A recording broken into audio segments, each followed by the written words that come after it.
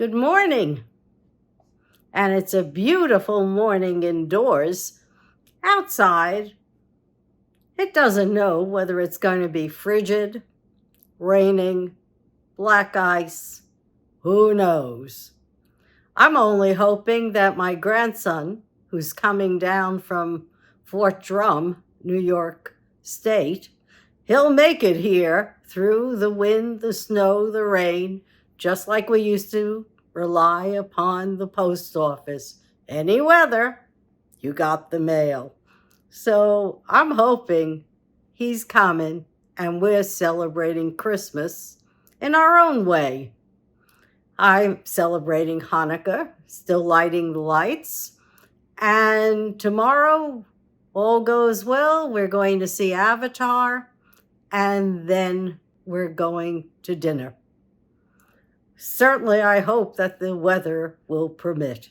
And I hope wherever you are in America, you're safe, you're warm, and you're assembling with loved ones.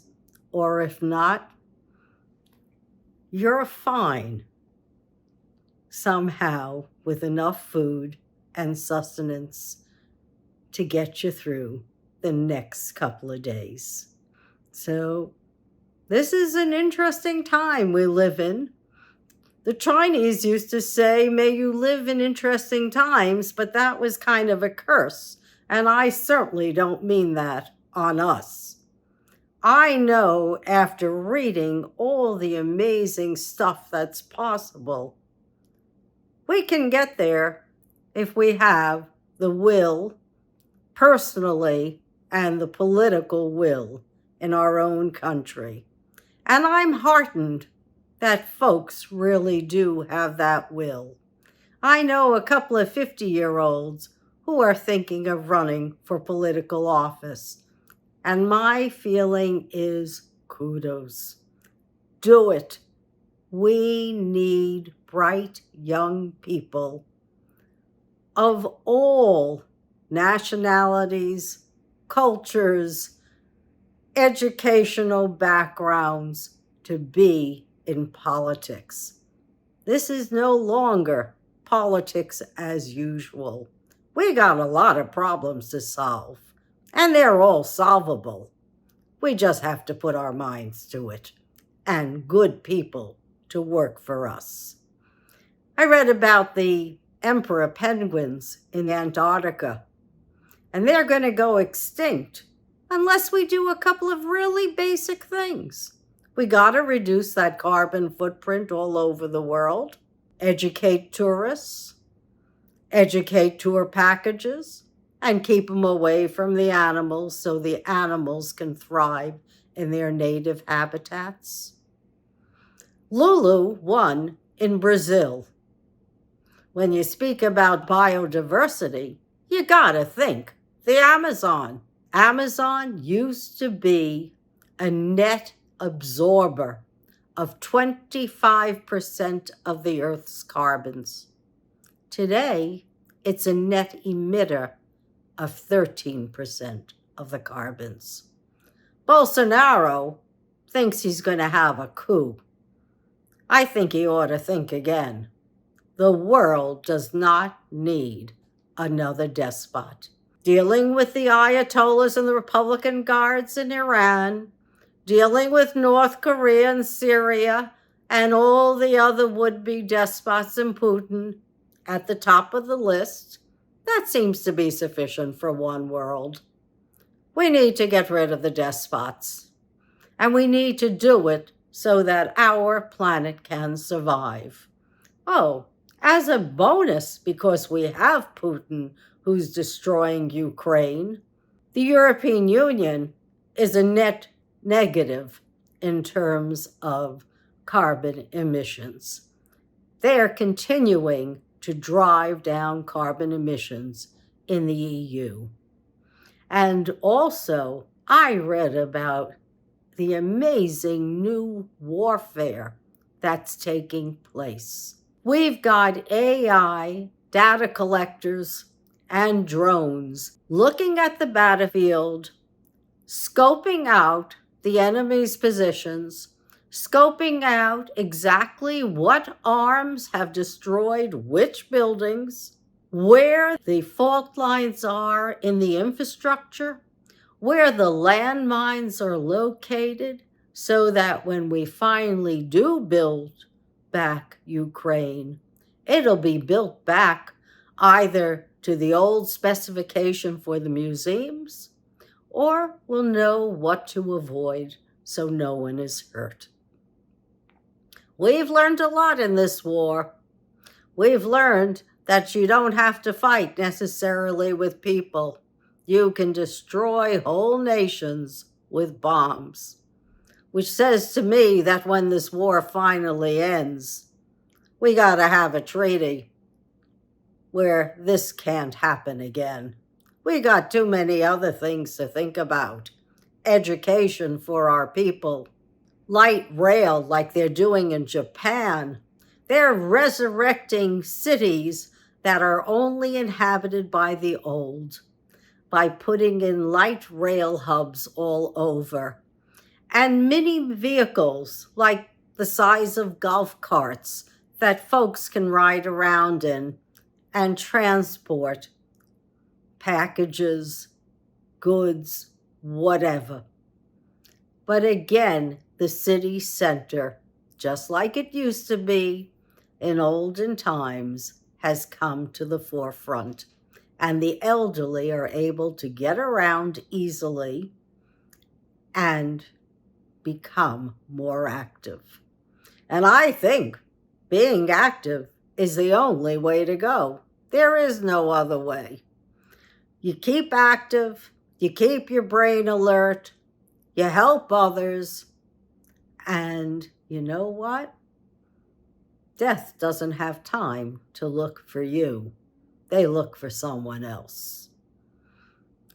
Which reminds me about those of us in this country and all over the world who, while we're saying Merry Christmas, it may not be so merry for them, and they can't be forgotten. There are a lot of people with food insufficiency in America. Prices here are too darn high. We need to be able to feed everyone.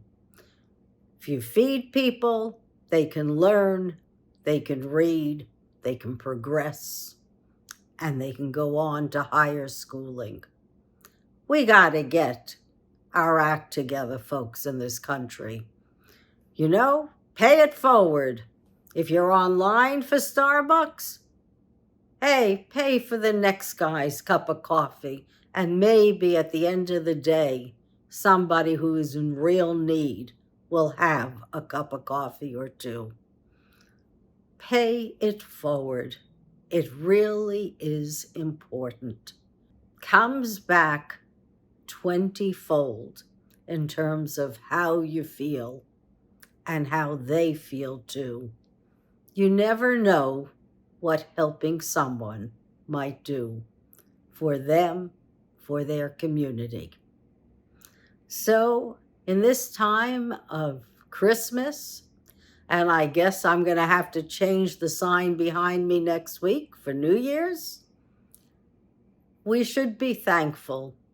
Thankful that we're here, that we're living, that we have life, and looking forward to changing our world so it matters, so we're not fighting over resources, so we really do have enough salmon and other fish for us to eat, that we change our ways in order to be better. We got to change agriculture for sure. Can't use all those nitrates and fertilizers and fancy pesticides. We all got to breathe. We all need good health. And we know fossil fuels. It's not limited in terms of its resource, but it's limited in terms of its use. And I'm hoping that fusion technology comes sooner rather than later. Otherwise, we're going to be redesigning nuclear power plants, because that's the wave of the future for maximum energy to power our world. Not the old style like Chernobyl. No, sir. Not on fault lines, not near major flooding sites either. Small reactors, and hopefully with tritium that has a half-life of 20 years rather than uranium or plutonium. No need to be blowing ourselves up. All we need is electric and power for our world, so we have the air conditioning we need for everyone, not just in the wealthy areas, and the heat that we need for everyone, and sturdy buildings. That's what AI can do for us. AI can map out our topology, look at our cities, and see how we can do better and where we can site our towers for 5G, our connections for the internet, and perhaps when we're thinking about giving, all of the computer companies should be giving more tablets to more school children so they can learn and be connected during our pandemic. Which reminds me, be safe, everyone. If you haven't gotten that bivalent booster, get it now. If you didn't get the first 3 shots, at least start with the booster and then see what else is recommended. Get it for your kids because they're expecting not only the respiratory syndrome to come about, the flu to come about, but COVID is still with us. Why should it be? When I know that friends of mine who have gotten COVID, thank God, because they're protected by the vaccines, the cases have been mild. So, God bless you all. It was kind of an upbeat message because I know that we can do better. And I know that every day that goes by, we're looking to improve. And I'm going to leave you with my favorite Christmas music, maybe a bar or two, out of the Pentatonics. I like them. Hope you enjoy it as well. Thank you for listening. I'll see you next week. I guess when I see you next, it'll be 2023, which is incredible. And an awesome time to look forward because 2030 is coming up fast. And a lot of plans have been made to save 30% of the planet by 2030. Let's make these deadlines. They're important to us. Our salvation depends upon it. Thanks again for listening. And also, if you'd like to contact me, my email is thevoiceofjoyce@earthlink.net. Let me know what you'd like me to talk about. If you have any pet peeves or you see something in your region, hey, share it. We all learn by listening and hearing other people's stories. Thank you, and a Merry Christmas. Be safe.